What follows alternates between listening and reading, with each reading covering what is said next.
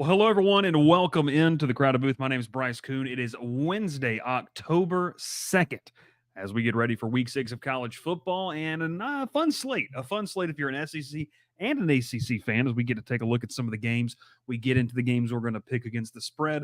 We obviously are going to take a look at the best bets, and then we are going to take a look at some of the games to watch and also talk about this SEC Big Ten news. What's going on? What has Greg Sankey got up his sleeve, and what's going to happen? We appreciate you for tuning in. Make sure that you subscribe to the channel. Make sure you like the video. If you're watching on X or Twitter, we appreciate you over there. Hop on over to YouTube, get those comments in as well, and we'll catch you here on the Crowded Booth. Pile in here and make yourself feel at home. The Crowded Booth is coming on. The Crowded Booth with Bryce Koon.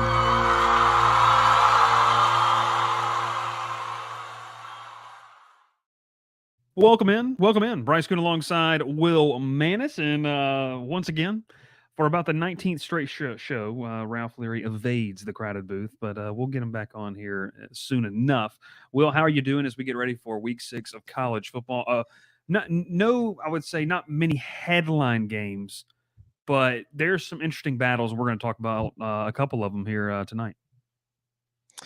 Yeah, feeling good, feeling tired. This new work schedule is getting to me, but we're gonna fight through it. Going to fight through it. You got to fight through it. You've got to push on because you don't have to work weekends anymore. How does it feel how does that feel that weekends are a thing of the past for you?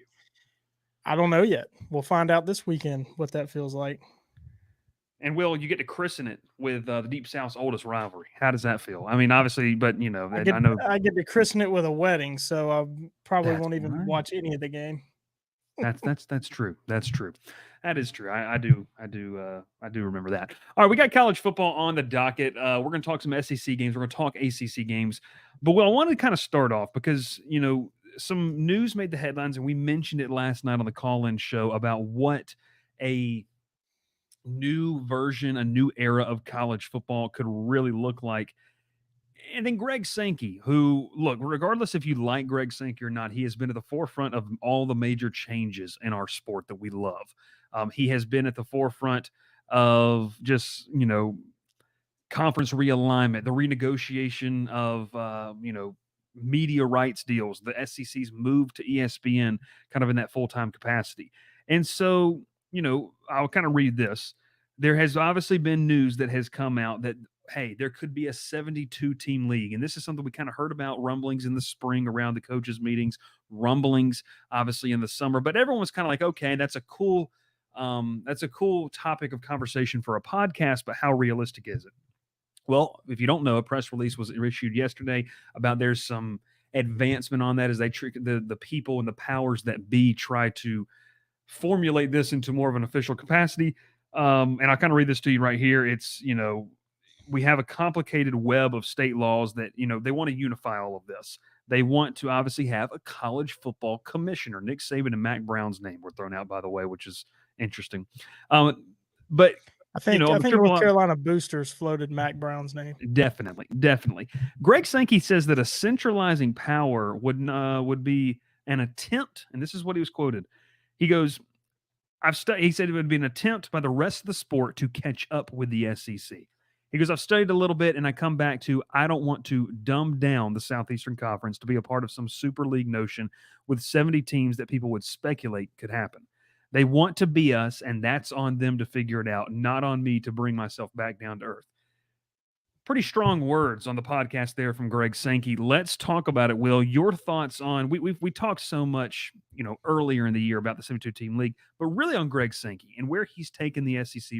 I know some people love it, some people don't. How do you feel about those comments and the viewpoint that he has across college football and the help that it does for this sport?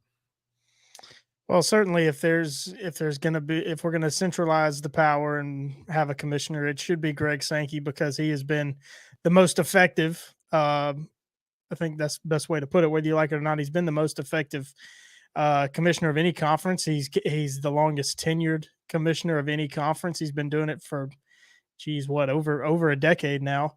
Yeah. At the SEC. And he's a big reason why the SEC is the best conference. So I think what he's saying is true. It comes off as harsh and selfish and arrogant, but it's the truth. And that's just simply the fact of the matter. You see these other conferences, they're afraid of being left behind, so they're basically on their knees begging him to not leave them behind. And for the good of the sport, he shouldn't do it, but he doesn't seem interested in that. And obviously for people who don't know, this group is called the advisory group called College Sports Tomorrow has come up with a proposal that they call the College Student Football League. The FBS would be reorganized into two different conferences. You'd have the 70 to 72 primarily power conference teams, and then you would obviously have the group of 5 teams that would settle into somewhere else. Jimmy Haslam is a billionaire that is apparently behind this. Danny White, the Tennessee athletic director, who's been outspoken on a lot of different things involving his university, has spoken, is kind of backing this. And then West Virginia President Gordon Gee there as well. So I think to your point, people don't like what Greg Sankey has done if you're not in the SEC, right? Like, and maybe even in the Big Ten, I think that they kind of like it because it's made the Big Ten. The Big Ten has said, okay, we'll call your move here. We'll add in Oregon, Washington, obviously UCLA and USC as well. They've made moves to kind of counteract that. If you're the ACC and the Big 12, you obviously don't like what Greg Sankey has done. I will say this. I agree with the comments of if you go to a centralized league, centralized leadership, it is going to dumb down the SEC. It's going to take away what makes the SEC special. The flip side of it is probably if it continues the same way, it's eliminating conferences. We've already seen that happen with the Pac-12, and it's going to take away, if you're an ACC or a Big 12 fan, it's going to take what makes those conferences respectively special in their own right. So I understand, I agree on what the premise that Greg Sankey's going with here, but I think the other side of the coin is saying, wait, now if we do what you want to do, then it's me versus you, and it's, hey, can I keep my ball and keep playing or not? And I don't think the ACC or the Big 12 would eventually be able to keep playing at the level that Sankey and the Big 10 would want to go. No, I don't think they can. Every decision that gets made, every idea that gets floated just pushes college football further and further away from amateurism and more toward a true professional organization. And I've said it more than once on here. I think the one thing that Dabo Swinney's gonna prove to be right about was these players are gonna be unionized before it's all said and done. And that might be the only way to get a fair playing field, to have rules set in place for this NIL stuff, which is the driver of all of this. And that's, you see why that's why the SEC and the Big Ten have all the money and the other conferences don't. Yeah, no, you're exactly right. I mean, they don't have the money. They're able to control. I mean, we were having a conversation in the Discord today. Some fans were asking, Georgia Tech, Miami, we know that's going to probably be a night game. What channel would they be on? They said, well, if Georgia Tech wins, it'd probably be on the ABC. And I said, not so fast, because one, LSU Alabama's that week, and that's going to be a night game in Death Valley. But the SEC is going to get the rights when it comes to ESPN in terms of getting that game on ABC in each time slot. And so it's just noon on the CW. Noon on the CW is what you might get. And we'll see. It'll be interesting. Unionize will kill college football just like the ports. Yeah, I had to go get some more toilet paper today because it's making its way over to the Port of New Orleans, and obviously up here in Baton Rouge as well, in Port Allen. So that's something that is kind of interesting to watch as well. Not the unionizing of the ports, but just in general, the unionizing of college football. But wanted to kind of get our thoughts on that. I don't think Greg Sankey's wrong. What I do think is he's saying, hey, we hold the power, we wield it, and we will wield the power, if you follow along with that, when necessary. And like you said, Will, it kind of feels like the other conferences, and I'll let you wrap it up here, are at the mercy of whatever Greg Sankey and them decide to do. That's what's probably going to happen, it feels like, in the long run. Yeah, the other conferences, they just don't have the financial muscle or the financial backing to do it. They just don't. I mean, there's certainly plenty of people with a lot of money that are willing to give that money to help the school they went to, or just the school that they support, the football team they support, to keep them from falling behind. But there's just not nearly as many that the SEC and the Big Ten hold at this point. So those two conferences are leading the charge here, and whatever they say goes. They hold all the power. Yeah, no, you're right. You're right. I do agree with you there. That is, Kevin says, ain't nobody want to watch Tech on national TV. Jonesy tells him to go play in traffic. So there's that. Hey, He says, the ACC network is national. it is national. I think the problem is what people have is that here's a perfect example, Will. Auburn, Arkansas was deemed a better game by the media networks to put on rather than a different game. I think it was Tech and Louisville played the same week. Folks, I've said this multiple times. If you're an ACC fan, Auburn, Arkansas is going to draw more eyes. It just is. And Will, I know you know this. If Auburn is bad, 87,000 people are still going to pack the stands. They just do, and they just will. They and it just did doesn't the last matter. 5 games. Yeah, exactly. And Auburn's not a good football team this year, and they're still going to pack out the rest of the season. So that's what matters, and more eyeballs will watch that game, regardless of what you think the records are or what the records are, and regardless of what it kind of goes. So it'll be interesting. Gavin says, Jonesy, go put air in my tires. He says, I sell tires to the ones who put your tires on, you idiot. Great back and forth happened between those two fellas. So that's kind of the Greg Sankey conversation, Will. Let's take a look at some games before we dive in. Brentmer, all these lines are brought to you by Bet Online, and it's where we get our lines. And, hey, Will, you get to kick us off this week after that big win. Dr. Bob warned you. He said to stay with the service academies. I don't know if you did, but that's okay. And, Will's going on a limb trying to claw back. You're only like 2 games behind me now, by the way. I'm on a little bit of a losing streak. I'm 2-4. You're 1 I don't think I'm 2-4. We'll have to see. All right, Missouri at Texas A&M. Will, this is a game. Did I get this spread right, by the way? Is this really It is. A&M? This line has gone all -2. over the place. Yeah, this line has really kind of gone all over the place. Kind of set the scene here. I will say this. Connor Wegmans, we've talked about him a lot. His status is kind of still up in the air if he would be able to play, and I think it's been like that on a week-to-week basis here.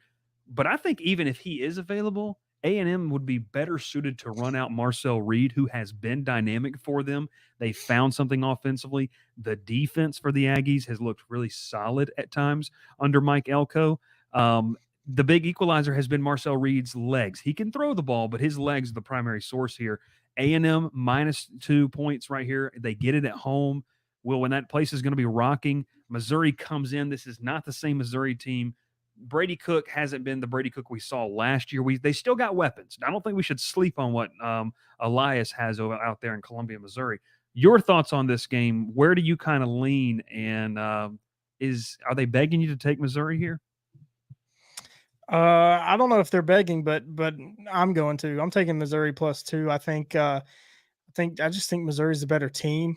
Missouri has the better defense. They're 8th in the country in scoring defense, only giving up 12 points a game.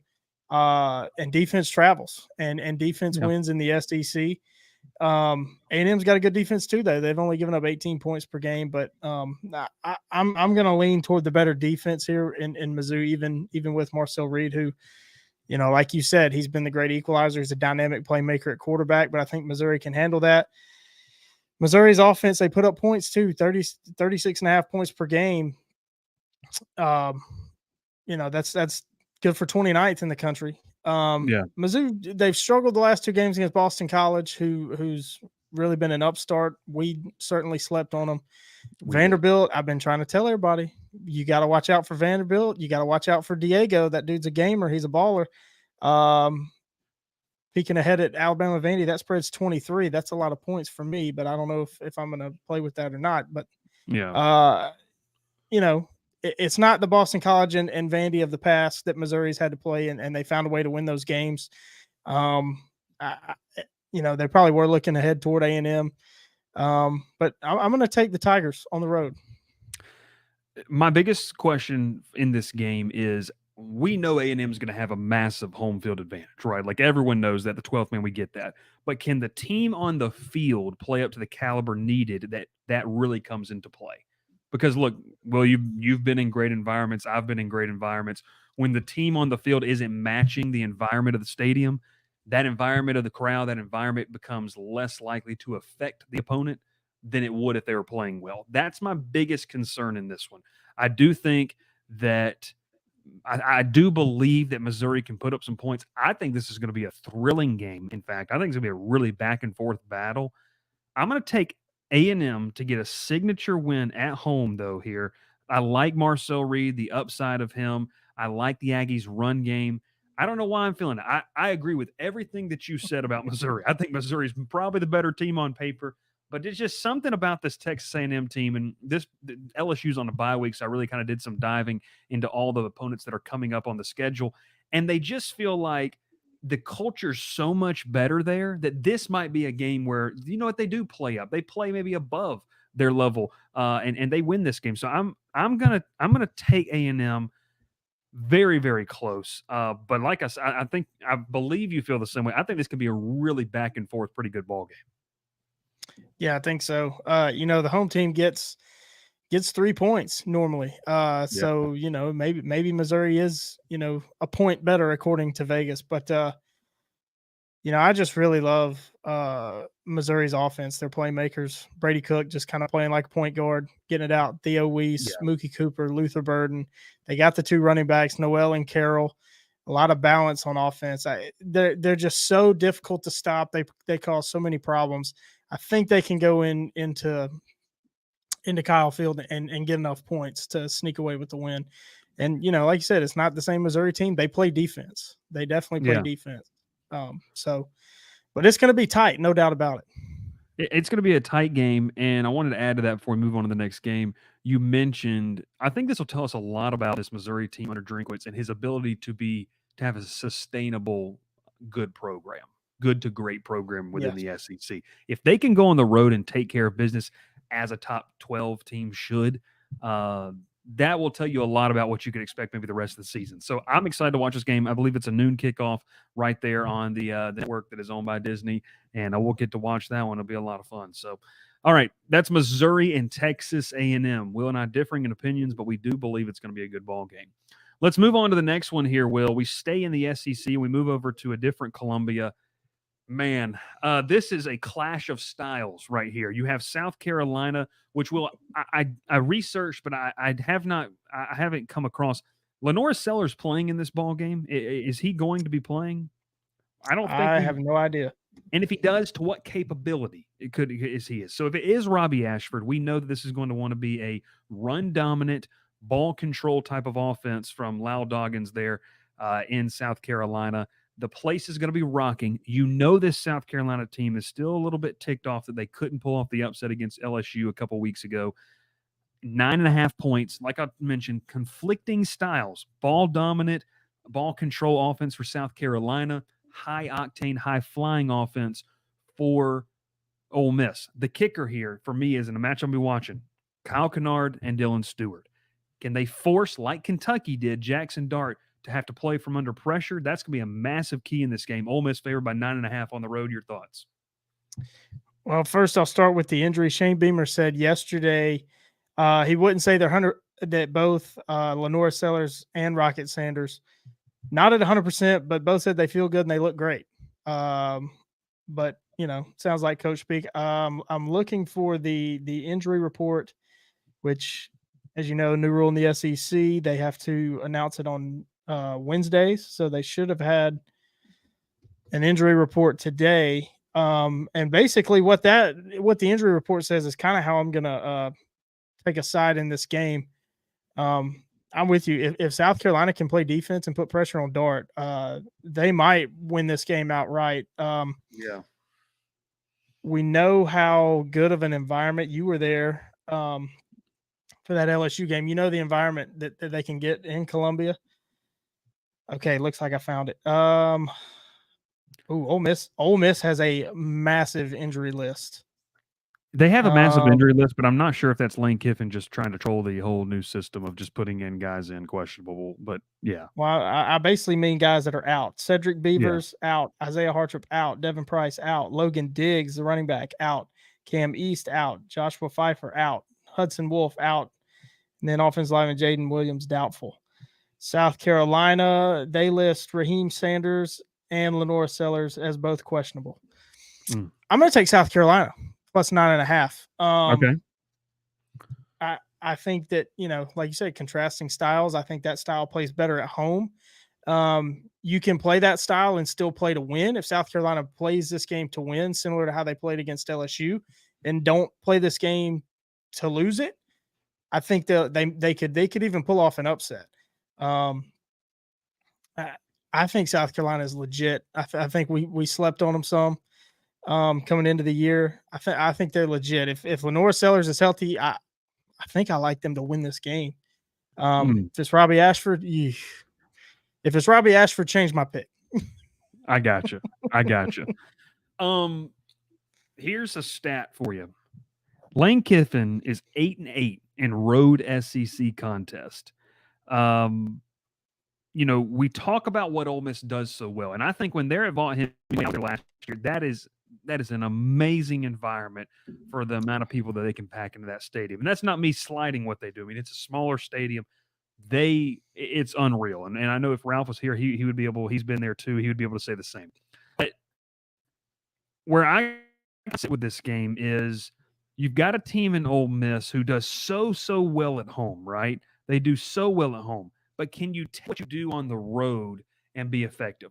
Now, I don't want to hear about the fact that they did it at Wake Forest. Wake Forest, we can stand by our preseason comments when we didn't even do a preview episode of them. They're not good. It's not a good football team. Dave Clawson get fired. Like they need a whole reset up there, at Wake Forest. So can you take what you do on the road and what's going to be a crazy, crazy environment? I believe this is the 3:30 ESPN or ABC kick. It is. Kind of same time slot there with Georgia Auburn. 3:30. I mean, that place is going to be rocking. I mean, Will, I was there a couple weeks ago. It's wilder than you can imagine in terms of the fans, the students. And, Goldfellow says he thinks Ole Miss is going to be playing mad. I think South Carolina is going to be playing mad. And I'm going to side with Will here. I think Ole Miss wins this game, but I think South Carolina covers. This is a South Carolina team. Now, like I said, change my pick if it is, they have to play. I'll say this. South Carolina's coming off a bye week. Ole Miss is coming off a devastating loss. If Dowell Loggins is worth the money that they're paying him over there, you have to have some type of game plan for Robbie Ashford. Will, you watched Robbie Ashford play. The kid's an athlete. He can run. He's an incredible athlete. Passing is something that has evaded him in his college football career.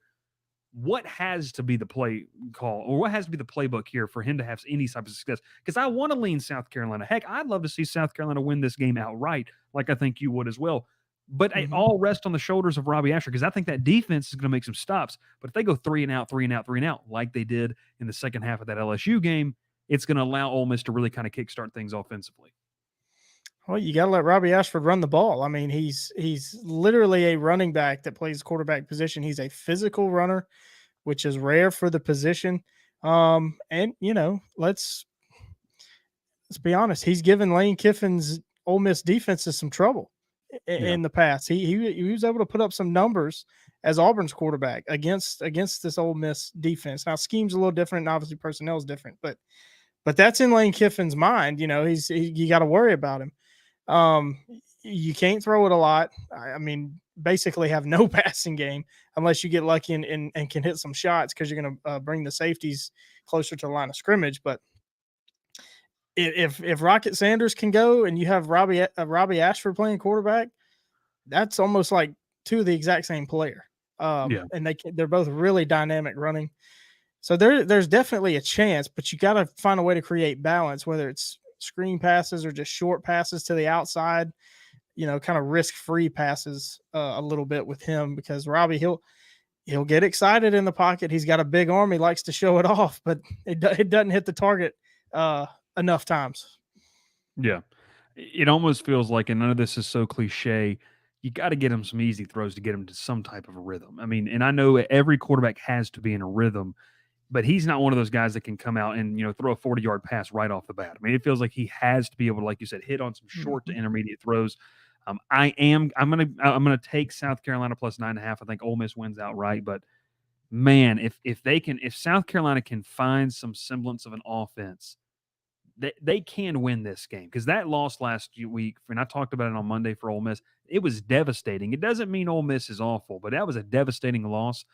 And what did it look like a gauntlet now does. Well, I mean, they just lost to Kentucky. They're on the road at South Carolina, and then they have to turn around and go on the road, obviously now to LSU next week, which is not going to be easy too. And LSU's on a bye week. So it's really kind of this thing where they're having to play back-to-back games. They're catching 2 back-to-back teams off of bye weeks. James McCoy says Ole Miss misses Quinshawn Judkins.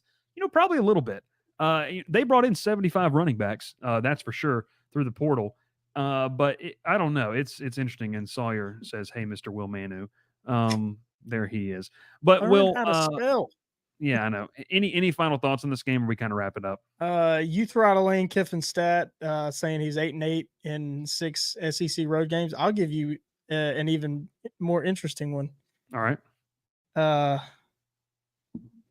Joker, he was 0-2 against Brian Harsin. Well, book it. Put your kids' college fund on it. If you're 0-2 against Brian Harsin, then you don't need to be Auburn's football coach. Is that right, Will? Is that how that goes? If you lost to Brian Harsin, I think that's what cost him the job. Probably it might have, honestly, in the end. That's Ole Miss and South Carolina.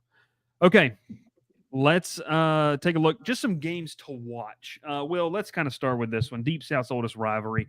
I just want to say this, and I know my dad was on the show last night. We were talking about Georgia Tech, and look, I mean, that's a rivalry that, honest to God, like, I mean, as old as we are, we don't even really remember that game being super uber competitive.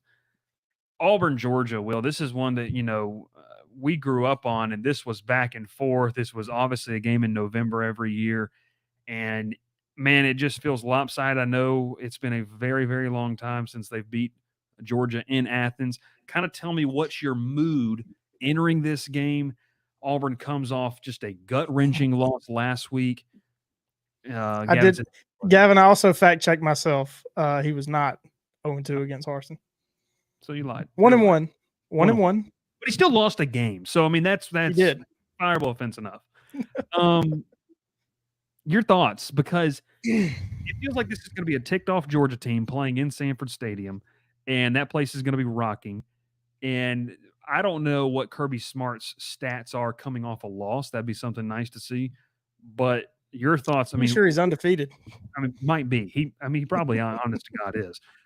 Your thoughts on this? Because this is tough. Like, I'm going to go on a limb here real quick, and I don't want to interrupt you. The last time Georgia lost back-to-back games is probably, and you can correct me wrong, was the SEC championship game that they lost, and then they in 21 maybe, or whatever it was, and then they lost to Texas in the bowl game. Mm-hmm. Well, I don't remember what year. I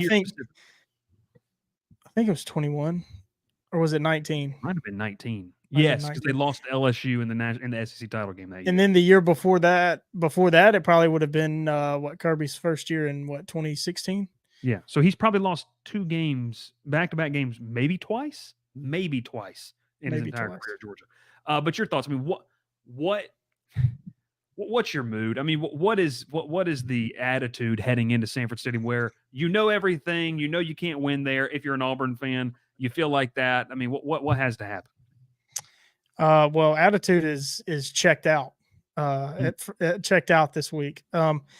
It's the worst possible scenario for Auburn to come into this game. You come in you get to play Georgia, who just lost to Alabama, which you never want to do. You never want to play Georgia off a loss. And then Auburn comes in blowing an 11-point fourth quarter lead at home, where Jordan-Hare Stadium, it's losing its luster and it's losing its credentials as a hard place to play.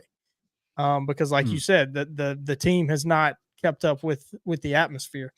Gets loud early, it gets tough early, but the team falters in the second half, and teams come back and win. Saw it with Georgia last year, Alabama last year, Cal this year, Oklahoma this year. So it's losing its luster in that regard. But I don't even know what expectation is. Don't get beat by 50. I mean, and it's interesting. This series is strange up until, I think it was 2011 ish. The road team won every game. Auburn has not won in Athens, I want to say, since 2008. Something like that. It's been a long time. Long time, yeah. It's been a long time. And, since the year 2000, I think Georgia has beaten Auburn, I think it's 20 of the or 19 of the 23 times they've played. I mean, Georgia has owned this series. You think 2004 Auburn won, 2001, maybe 2003. So I think Auburn had maybe 2 or 4 or 3 or 4 in that stretch. Auburn won obviously in 2010 and won in 2013, 2017, but that's been it. I mean, maybe it's 18 or 19. Georgia's won 18 or 19 of the last 23, 24 times that they've played. Really expect more of the same. That number being at 24, I don't know. Going back and watching the Georgia-Alabama game and talking with some Georgia fans, obviously Georgia offensively is not what they have been. They do not have the talent at the receiver position or tight end position that they have had in the past, which is hard to replace 2 first-round picks. I said that last night during our call-in show. Mm-hmm. And it showed, especially when you go on the road for the first time and you have to go to Alabama. That's your first road game, or not your first road game, but your biggest road game. You struggled on the road against Kentucky. Even if you're a run dominant team, you got to have playmakers on the outside, and Georgia just doesn't have them this year, which I think is good for Auburn because Auburn's secondary has not been great. So there's definitely a path for Auburn to make this a competitive game, but again, Auburn just does not have the depth on both sides of the ball, really to match up against Georgia, who's 3 deep at every position.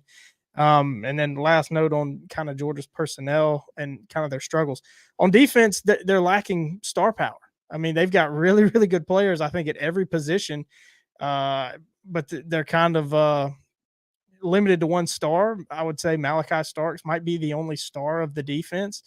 The rest of the players are just really, really good. But when you're also playing really, really good teams like Alabama, you need those star players to put you over the top. And Alabama just had more stars than Georgia. And Georgia definitely has a lot more better players than Auburn. So Georgia should win this one big. But, like I say, there's a path. And Hugh Freeze is great in big games. There's a path for Auburn to make it competitive, but I don't think Auburn's going to win.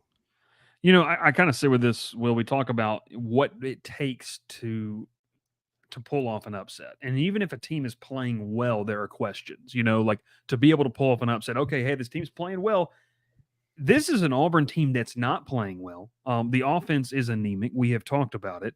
It's a group that cannot move the ball regardless of who is under center. And unless something, and I said this on the show a couple weeks ago, unless something changes overnight and something just clicks, I cannot tell you that Auburn's going to win this game. I know you said you see a path. It would take a full 180 from what we have seen from this Auburn offense to be able to do it. Is it impossible? No, but I just don't know if I see it. That path is kind of the recipe for any big underdog. Make the game ugly.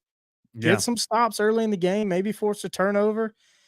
And, it has to start with defense. But, like I say, I think Auburn matchup wise, doesn't have the advantage is not what I'm saying, but might have some opportunities. If Auburn can come out and stop Georgia's run, watch out. I mean, because the pass catchers for Georgia have not been impressive. No, they really haven't. They haven't been. I don't think Carson Beck's going to have to play an A+ game to win this game. It feels like Georgia's defense. And you mentioned not having like dudes in terms of the star talent. It's still really tough to roster in Athens, and it feels like they can get by. Not that Kirby Smart's going to want to allow that to happen in terms of not playing an A+ or giving A+ effort. Georgia feels like they're going to have to play a B- to C+ game for Auburn to really be able to take advantage of it. I've got Georgia 24 points. I don't know, because Georgia's such a weird team when it comes to covering the spread. It's like they kind of let off the gas. It's like, okay, we're good. I don't know where I sit with that, but I do think Georgia obviously wins this one outright. Will, do you have a spread pick in this one? Obviously not best bets, but just a spread pick. I don't know. I mean, the Auburn fan in me and knowing how Hugh Freeze is in big games makes me think Auburn could sneak away and cover this. I don't know. I talk about Georgia's offense, Auburn's defense having some chances. You could say the same thing about Auburn's offense attacking Georgia's secondary. Yeah. But the problem's the quarterback position. They've thrown it to the other team too much. And, I almost lean to say as far as talent, not production, talent-wise, I think I like Auburn's matchups at receiver compared to Georgia's defensive backs. Yeah. I do. I just don't think Georgia has the quality of depth like Auburn has quality at the receiver positions. But it's probably going to be ugly, and this will be clipped like everything else, and there'll be comments coming after me like there is every week. But hey, whatever. Well, here's an interesting comment, and I don't want to dwell too much on this because it does get me fired up, Will. David says, and David's a member, we appreciate you, David. Georgia is not that good, and they showed that last week. Look, if the bar for not being that good is losing to one of the top 5 teams in the country, then nobody's any good. I don't think anybody's any good. I understand where you're going with it, but it is something that is interesting to me. I think Will's stepping away here for just a quick second. So I want to talk about Auburn, Georgia. We have that one. Jonesy says, I heard Auburn's players' parents aren't even traveling to away games. That would be something that would definitely be interesting. Gavin says, getting choked up again, that Michael and Walker have just been kind of meh. Yeah, I mean, Michael, he's been hurt, so I think that's been the biggest thing with that. And then Gavin says Arian Smith is running past Kai and Lee right now, and he gets L take from Will Manners. Gavin says rat poison. And then Sawyer also says up that by 49. Yeah, I'm not putting the spread there, but it is what it is. All right, let's move on and talk about this next contest, folks. We're going to move into the ACC where there's kind of 2 battles. And one of the battles is one that we really looked at and we really thought to ourselves, okay, this might be a game where you're sitting in a situation. This is a de facto ACC title preview. And it could not be further from that. This is Clemson minus 14.5 at Florida State. The Tigers, ever since the drubbing that they took in Atlanta, Clemson has looked every bit of what people, and I think Clemson fans, and Will just sat back down. Will, Clemson has been everything that I think you thought they might be since that game in terms of year 2 of Garrett Riley and Cade Klubnik. They're hitting on all cylinders. I think Clemson wins this game. I think Florida State's straight up pitiful. They're awful. I don't know if you saw this real quick. There's a clip because it's interesting. Florida State can actually attend practice, the media, during the week, which is not something that I'm used to. Obviously, LSU, I believe Auburn can do that as well, and maybe some consent. But there's different media that can obviously attend. Clemson might boat race Florida State in their own stadium. They really might. I worry about Mike Norvell losing the locker room, and if he already has, this has gone from, okay, it's just a bad year to they've missed on every portal evaluation. Every single evaluation they have missed on. So your thoughts here, DJU hurt. Look, I never wish for an injury for a kid, but if that has to force someone else to actually play the quarterback position, maybe that's a good thing. I think this am I crazy for saying this is easy money at Clemson at 14.5? Because it just feels like unless Florida State just gets emotional and wins this game and Clemson plays like they did against Georgia offensively, I don't even know how this game's close at halftime. Yeah, I don't think this game's going to be close at all because Florida State can't score. They are so putrid on it. It's one of the worst offenses I've ever seen, especially as far as production. It is terrible. Yeah. Like I said, Clemson has rounded into form. I think they just it's hard to say they weren't prepared for Georgia, but I kind of feel like they weren't. Maybe they didn't know what they had. And also they got hit in the mouth and didn't react. But like you said, they've come out and handled business and just absolutely manhandled everybody else they've played. So yeah, I think Clemson rolls in this one. I don't think there's too much in this. They're playing a lot better. It's 2 programs going in different directions, not just 2 teams, 2 programs. Yeah. Or at least Florida State's going down so far so quickly. It looks like they're going different directions. Because I think we know who Clemson is. Not necessarily that they're on the rise, but certainly from where they were week 1 after playing Georgia, they're back on the rise this year. But yeah, I think Clemson, a blowout at Florida State, that never happens. But it could happen this weekend, and I think it will. Here's some numbers for you. It's just wild. Florida State's offense ranks 125th in the country. Folks, there are 133 FBS programs in terms of total yards per game, and then 124th in points per game. Yes, there might be a revenge factor with DJU, and I don't even think it matters. I think that's a storyline that we like to talk about in the preseason. Here's something though, Will, that if you're feeling like if you're taking Florida State to win outright, good luck. Buckle up, have a fun Saturday. But if you want to take Florida State to cover, here's a number that you might want to keep in mind.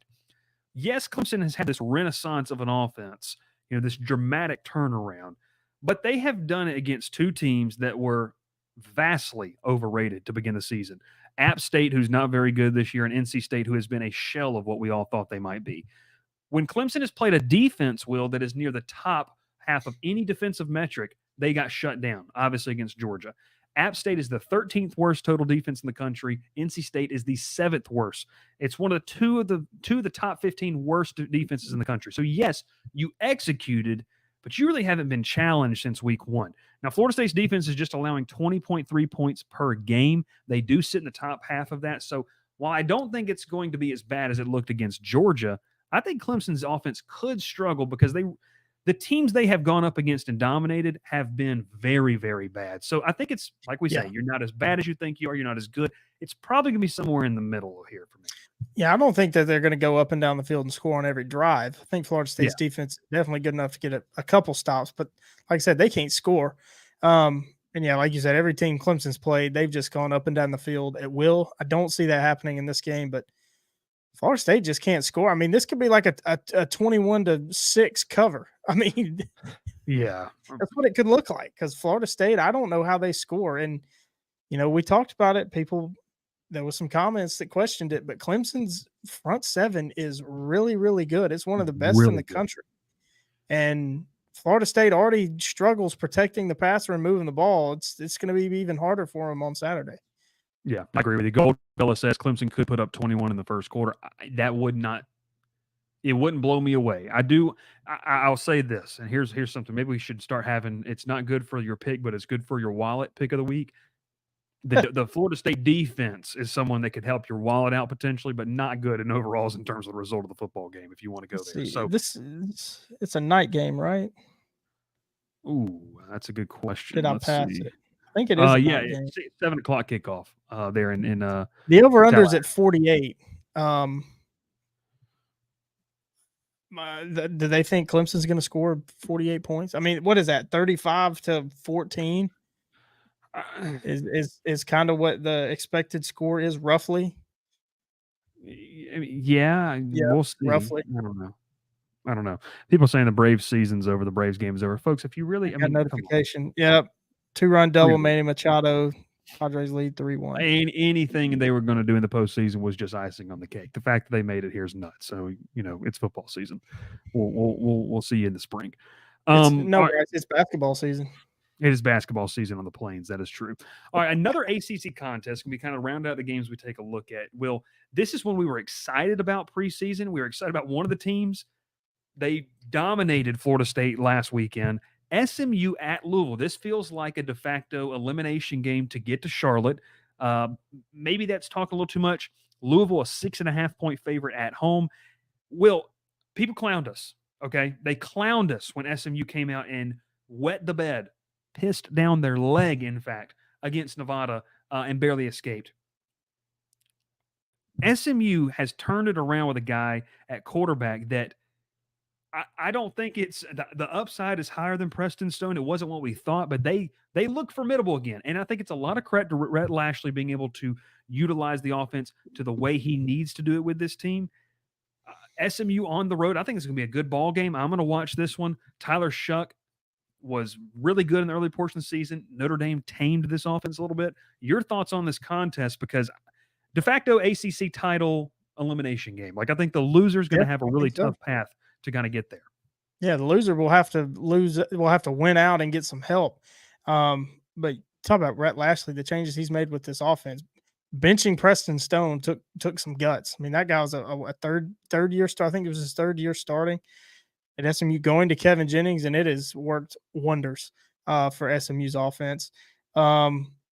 This is a noon kick. I think advantage SMU there. And I'm going to take SMU to cover this 6.5. And I dare to say SMU is going to win this game outright. I'm really worried about what I saw from Louisville last week against Notre Dame. Can they get off the mat? Certainly you would think a Jeff Brom coach team could get off the mat and come back, but this is a tough challenge in SMU. We know they can put up points. We know Rhett Lashley loves to put up points. I like SMU in this one. I think it's going to be a shootout, and I like SMU's chances in a shootout. Wanted to add this kind of stat in here. SMU's put up a lot of points the past 2 weeks with Kevin Jennings at quarterback, but they have been the benefit of a +7 turnover differential in those blowout victories. Now, you might say, okay, Bryce, can they do it again? Well, here's the big kicker for me, Will. Last week, Louisville actually outgained Notre Dame by over 150 yards, but they had 3 turnovers of the season. The first 3 turnovers they've had all year, they had them in that game. So those two things trending. If Louisville turns the ball over, SMU, they're explosive offensive, but they're benefiting from extra opportunities. Not that matters, but Smile Munden's out this weekend. Gotcha. Appreciate it, Gavin. Easy, Gavin. I think that does matter. That does matter. Also, this is going to be a really healthy Colin Lacey, the transfer from South Alabama. That's a very good football player for Louisville. I like Louisville to win this. I'm going to take Louisville to cover because I think that if Louisville limits the mistakes at home, which they should be able to do, if they limit the mistakes, they can win this one comfortably. But if they shoot themselves in the foot like they did against Notre Dame, they didn't turn it over, but they did do that against Georgia Tech 2 weeks ago, where they kind of allowed Georgia Tech to stay in that football game. If they allow SMU to stay in this game, I feel like with Jennings, Rhett Lashley, they're going to find a way to make things interesting over the final 8 minutes or so. They're going to make Louisville pay if Louisville makes mistakes. Yeah. And look, 2 good football teams. I mean, I think I will say this might be one of the new rivalries we start to see in the ACC. Obviously, Louisville, not one of your ACC, what do you want to call them, founding fathers. If not one of those traditional members. So it kind of feels like, hey, this could be something to be fun. 2 fan bases, in fact, high society. You know what I mean? Like they like to stick the pinky out. High society fan bases between SMU and Louisville. So that's kind of where we're going with that. Will, is there we took a look at some games. Any other games that you're kind of keeping an eye on that you want to watch this weekend? No, but an interesting, at least gambling line, Friday night. Ooh. Syracuse travels to Las Vegas to play UNLV, and UNLV are 6.5-point favorites. What's going on with Syracuse? Why is UNLV a touchdown favorite? Well, because UNLV's better together, and they've got strength in numbers now. Because I think it's an emotional thing. Gavin says UCF will Gus get his first. That's the game I'm watching Saturday. UCF a 2.5-point favorite at Florida, even after getting just punked by Colorado. I really need UCF to beat Florida. It should be Gus's second win in the Swamp, as we know. Why'd you mute yourself? I coughed. That's why. I've been coughing for 2 weeks. If Florida loses this game, is Napier gone before the Tennessee game? Yeah, I think so. I think so, too. They have a bye week? No, they played Tennessee next week. Jonesy says Friday night, number 2 Manchester at number 3 Bowden. That'll be a fun one, obviously. Yeah. It'll be interesting. I don't know. Another game to watch I'm keeping an eye on, Will, is you mentioned Syracuse UNLV. I wanted to go down because I think this is kind of an interesting one. It's a 3:30 kickoff. Virginia Tech at Stanford. Stanford's a 9-point dog at home. Now, look, Stanford has one of the best receivers in the country. I mean, really, that kid is really, really good football player. Virginia Tech's got to go cross map, and also Cal Miami. Did you see the tweet today, by the way, that Miami's bus drove 1,200 miles and was only in Texas?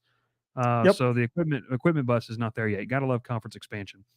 Okay, let's take a look at a couple of games. Will, any thoughts before we get out of here? We're going to do best bets, but any thoughts on that Georgia Tech Duke game? No, I thought the spread was interesting on that one too. What is it? It seemed high to me. It's almost a touchdown. I think it's 6.5. It's up. Georgia Tech -9. Good God. I mean, here's the thing. Duke is 5-0. I hate to do this to you. I hate to do this to everybody, but give me Duke. Outright. +9? No. Duke outright? Yeah. Here's the thing, and I don't. They laid their guts on the line last week, but like Dr. Rob said the other night, can they get up and do it again? They exhausted a lot to come back and beat North Carolina. 21 unanswered. 21 unanswered. Duke, Georgia Tech, that's going to be an interesting one, I just think, because people have commented on the Behind the Enemy Lines podcast. Will say, well, Duke's terrible. I mean, based off of what? Like, they're undefeated. They haven't played for great good competition, but you can't just say they're terrible. Like, there's nothing to base that off of. It's just because you think that they're not good, which is an opinion.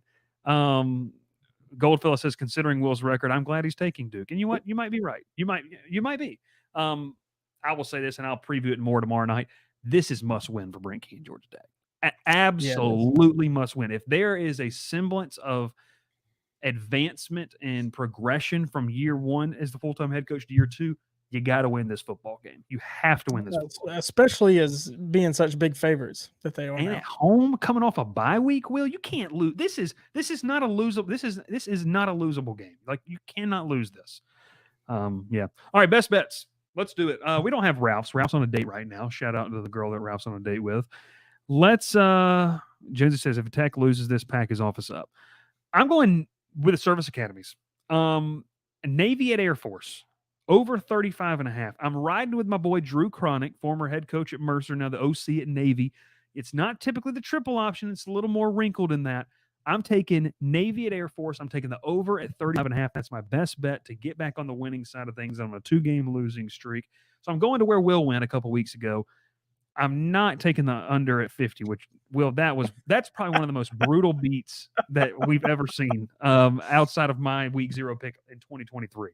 Couldn't be more wrong. They scored 100, and I took the under. TD Jake says Air Force offense sucks. Navy's offense is legitimate, though. That's the problem.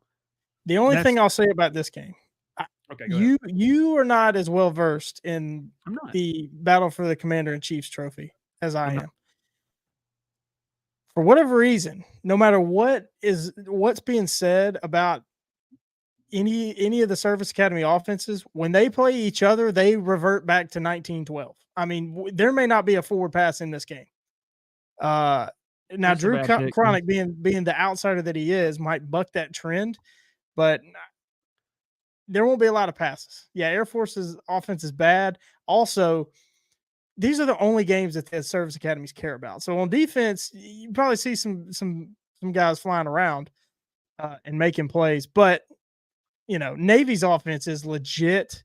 Like I say, I think the winner of the Army Navy game is going to be in the playoff. Navy will probably hit this over by themselves. With that being said, but I'm just telling you, the trend is I'm going to defenses show up, and there's not a lot of forward passes for the Commander-in-Chief's trophy games. Here's my hope, okay, of how I hope this game works out. Air Force offense is not good. I hope they put up 10, okay? Give me 10 or 13 points, a touchdown and 2 field goals. If they get to 13 points, or if they just get 2 touchdowns, I believe in Navy's ability to put up more than 21 points. I believe in their ability to do it. Now, if this figures out to be a 12-6 game and all field goals, I don't know what might be. I'll say it's going to be Navy might get a touchdown and win it like 13-3 or something. Just 7-0. Just 7-0 slobber knocker. I mean, that's what we'd like to see.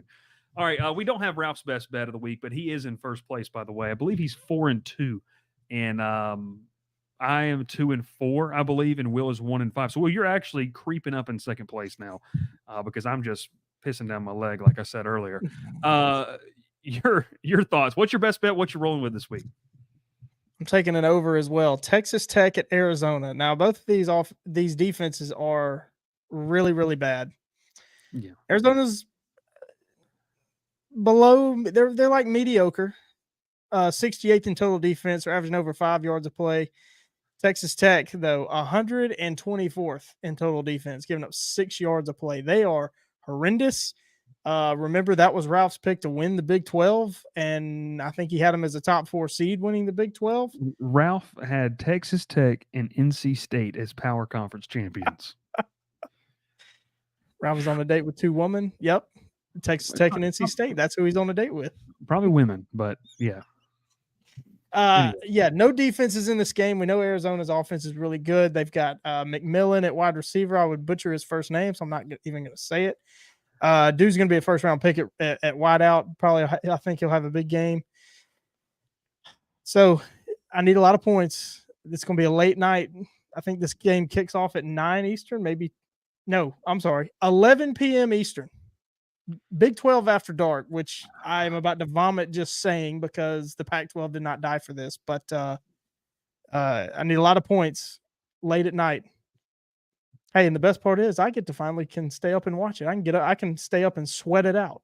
You know what? We might even be able to go live on Saturday night now. That just a late night. I will not have access to internet on Saturday night.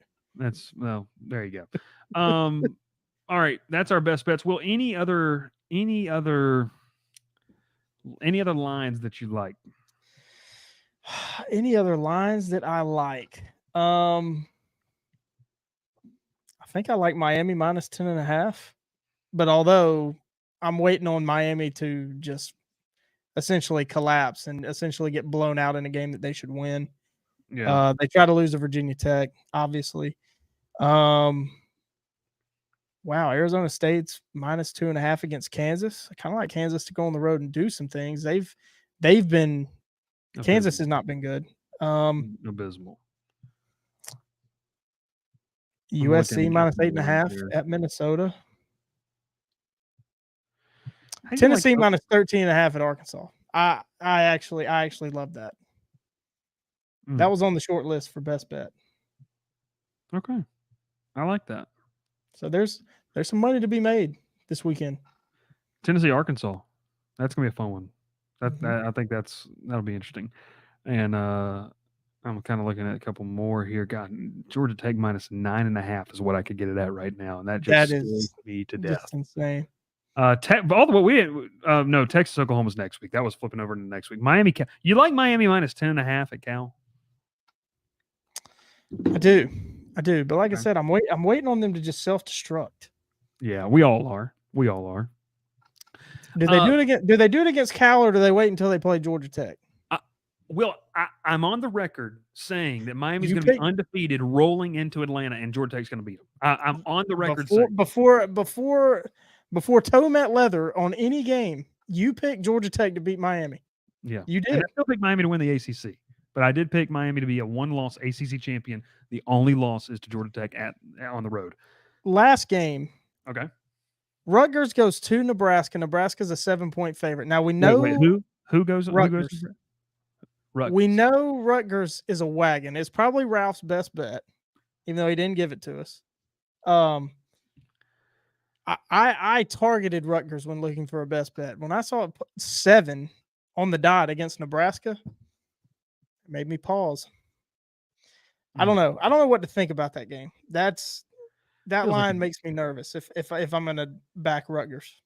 It feels like Nebraska is looking for a big bounce back game, and Dylan Raiola just really kind of takes off, and they blast a solid Rutgers team. We'll see. Dr. Bob says he feels like it's going to be a push. He says Rutgers, Nebraska push. That's kind of what I feel like. I would side with that too. Real quick before we get out of here, Matt Cohen says, how about a Georgia Tech Duke breakdown? Will mentioned it. Will said he's taking Duke outright to win the game. But Matt, if you want that, every single Thursday night live here on the channel, I preview Georgia Tech's game of the week. And I got to spur up the conversation a little bit. I do indeed preview. So tomorrow night we will preview in full numbers, stats, what numbers have to hit. You can check out those inside the numbers piece over on thecrowdedbooth.com. But we'll obviously be live tomorrow night, 7:30 Central, 8:30 Eastern. I always mix that up. We'll be live tomorrow night. You can watch the show. We'll preview the game. And if you wanted a behind the enemy lines pick, we talked with JJ Jackson of Locked On Blue Devils as well. And it was a good episode. Go and check it out. He's Will Manis. My name is Bryce Koon. College football presented by Bet Online. Get your bets in. Make sure you do it responsibly. Use code BELIEVE50. BELIEVE50 to be able to match that $50 big $50 you're going to put in to be able to bet your games. I said it's an emotional week for Dr. Bob. It is officially the Dr. Bob Bowl. We'll catch you next time here on the Crowded Booth. Thanks so much for watching, and we'll see you tomorrow night. Pile in here and make yourself feel at home. The Crowded Booth is coming on. The Crowded Booth with Bryce Koon.